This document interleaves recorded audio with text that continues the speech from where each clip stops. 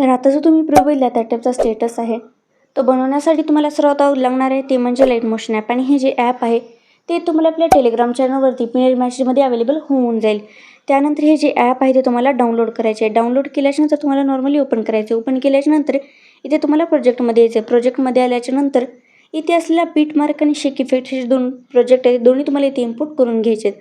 त्यानंतर जो आपला बीटमार्कचा प्रोजेक्ट आहे तुम्हाला ओपन करायचा. ओपन केल्याच्यानंतर तो काहीसा अशा प्रकारे दिसून येईल.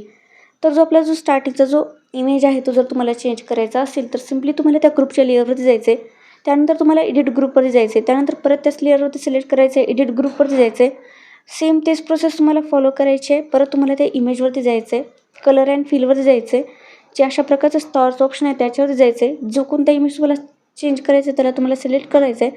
त्यानंतर तुम्ही ते प्लसवर जाऊन तुम्ही हा इमेज चेंज करून घेऊ शकतात.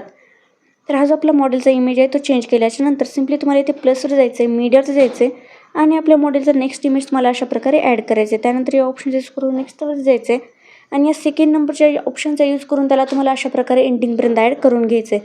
त्यानंतर इथे वर 3 डॉटवर जायचं आहे आणि या इमेजला अशा प्रकारे फिल कंपोजिशन एरियामध्ये अशा प्रकारे अप्लाय करून घ्यायचं आहे. त्यानंतर ही जी प्रोसेस आहे अशाच प्रकारे तुम्हाला फॉलो करायची आहे आणि आपल्या मॉडेल जे इमेजेस आहेत ते ऑल इमेजेस तुम्हाला अशा प्रकारे 1 बाय 1 इथे ॲड करायचे आहेत.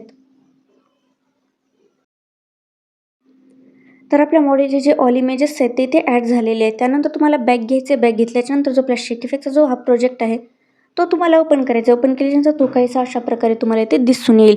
त्यानंतर हा जो इफेक्ट आहे तो तुम्हाला कॉपी करायचा आहे. त्यासाठी सिम्पली तुम्हाला त्या लेअरवरती जायचं आहे, इफेक्टवर जायचं आहे, 3 डॉटवरती जायचं आहे आणि इथून तुम्हाला अशा प्रकारे कॉपी इफेक्ट करून घ्यायचं आहे. त्यानंतर बॅक घ्यायचं आहे.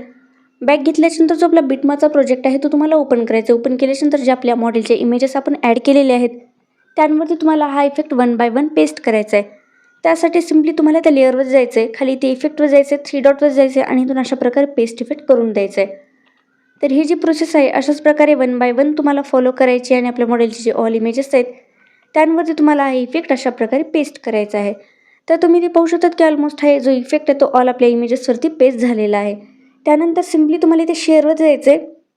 याची जी क्वालिटी आहे ती अशा प्रकारे तुम्हाला ती एन्हान्स करून घ्यायची आहे आणि सिम्पली तुम्हाला एक्सपोर्टमध्ये जायचे आणि या व्हिडिओला तुम्हाला इथून सिम्पली अशा प्रकारे एक्सपोर्ट करून घ्यायचं आहे.